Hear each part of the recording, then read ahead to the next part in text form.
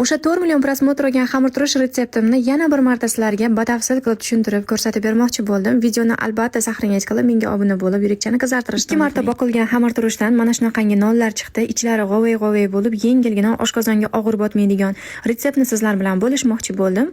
100 gram suvimizga bir donagina kichkinagina piyoz, choynak ложкani yarmida soda qo'shamiz.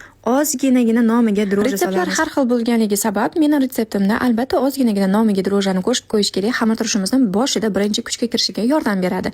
Keyingi o'stirishlarimizda, ko'paytirishimizda hech qanaqa masala qo'shilmaydi. Tayyor bo'lgan xamirturishimizni bankamizning ichiga solamiz, qopqog'ini yopib 12-13 soatga qoldiramiz. Kechki mahal tayyorladim, ertasi kuni ertalabga ko'rganinglardek shunaqangi g'ovay. Idishga 50 gram suvni quyib, xamirturishni tepasini olib tashlaymiz, bir qoshig'ini qolgan xamirturishimizni solamiz, ustidan unni solib xamir qoraymiz. Ko'rganinglardek hech qanaqa masala qo'shilmaydi, suv, un xamirturishga ko'paytiriladi. Bu xamirturishimiz o'sgan sari dro'jani kuchini yo'qotadi, shuning uchun ta'siri qolmaydi. 2 marta o'stirilgan xamirturishdan non uchun xamir oldim. Xamirning ichlari shunaqangi g'ovay bo'lib chiqdi. Endi esa xamirning uchidan xamirturishni olib qo'yamiz. Keyingi safar non qilishimiz uchun xolodilnikka solib qo'yamiz.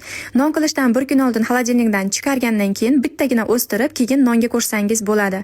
Har safar shu narsani takrorlaysiz. Ko'rganingizdek 4 kun turgan xamirturishim xolodilnikda ko'rinishi shunaqa holatda. Agar sizga retsept yoqqan bo'lsa, albatta kommentariyada o'zingizning bahoyingizni qoldiring.